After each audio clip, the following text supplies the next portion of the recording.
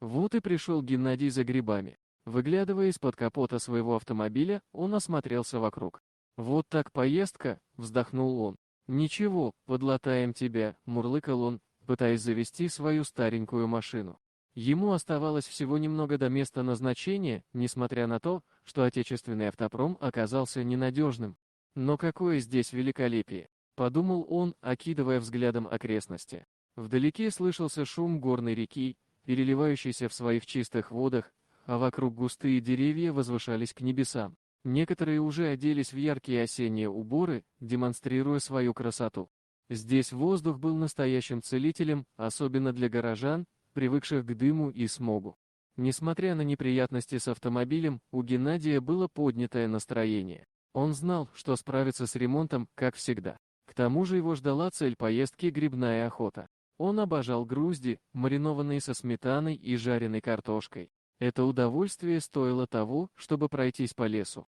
Размышляя так, Гена высунул голову из-под капота и вдруг оцепенел. Перед ним стоял внушительный бурый медведь, пристально глядя на него. Мужчина поспешно отступил, всеми силами стараясь придумать план спасения. Бежать от медведя бесполезно, это было ясно. Притворяться мертвым. Но это могло и не сработать, ведь зверь видел его живым. Мужества на такой отчаянный поступок у него не хватало.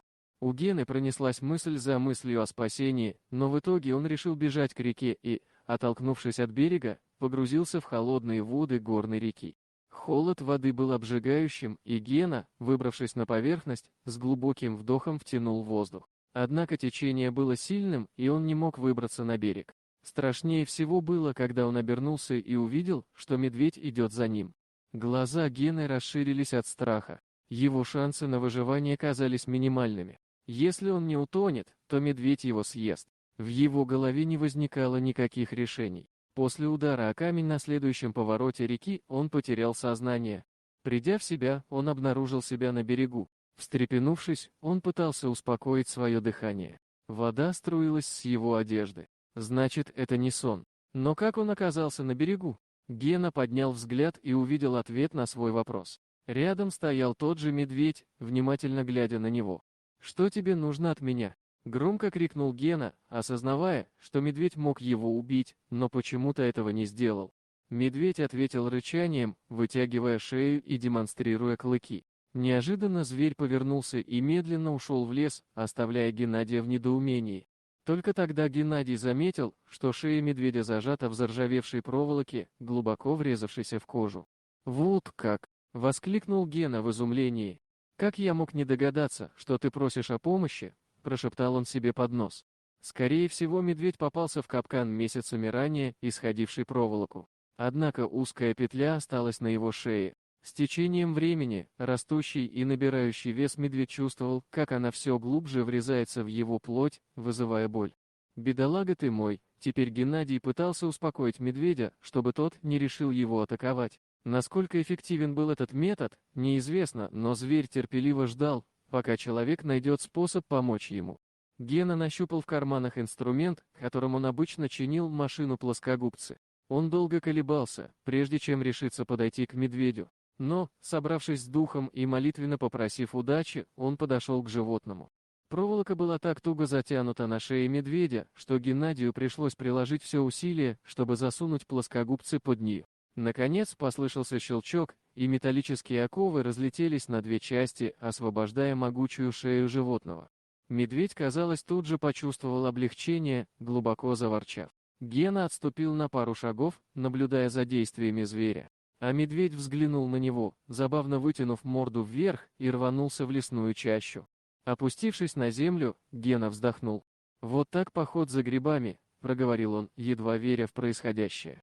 Прошел год после этой необычной встречи. Геннадий иногда вспоминал о ней, но теперь эти воспоминания казались ему скорее забавными, чем страшными.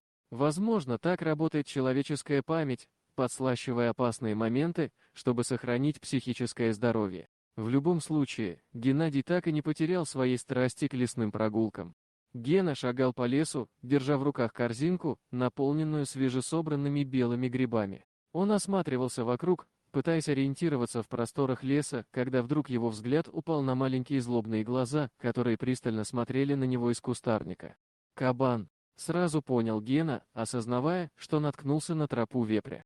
Быстро отставив корзину, Гена, не дожидаясь атаки, ловко забрался на ближайшее дерево. «Попробуй добраться до меня!» — крикнул он Светке, уверенный в своей безопасности. Кабан, в свою очередь, вышел из засады и, подняв свою тупую морду, начал осматривать обстановку. Он, казалось, не собирался уходить и решил выждать Гену. Иногда кабан, казалось, забывал о своем противнике, прогуливаясь вокруг дерева и ковыряясь в почве в поисках пищи. Однако стоило Гене сделать малейший шум, как зверь тут же возвращался к дереву, издавая нетерпеливые звуки. Тело Гены начало затекать от долгого нахождения в одной позе. Сколько еще он сможет продержаться так? И солнце уже садилось за горизонт. «Что тебе от меня нужно?» В отчаянии крикнул он кабану. «Оставь меня в покое». Кабан внимательно смотрел на человека, задрав морду вверх, но не показывал признаков ухода. Гена в отчаянии смотрел на зверя. Тут из-за кустарника появилась фигура огромного медведя. Кабан, пытаясь защитить свою территорию, наклонил морду к земле, но медведь громко взревел и бросился на него. Увидев это, кабан отступил, проламывая ветки на своем пути. Медведь обошел дерево, убедившись, что враг ушел, затем задрал морду и спокойно заворчал. Гена осознал, что это тот самый медведь, которому он когда-то помог. Медведь еще раз обогнул дерево и исчез в лесной чаще. Подождав немного, Гена осторожно спустился на землю. Он был в шоке от того, что произошло, и думал о том, как животные способны отвечать добром на добро. Вот такая удивительная история. А что вы думаете по поводу данной истории? Делитесь своим мнением в комментариях.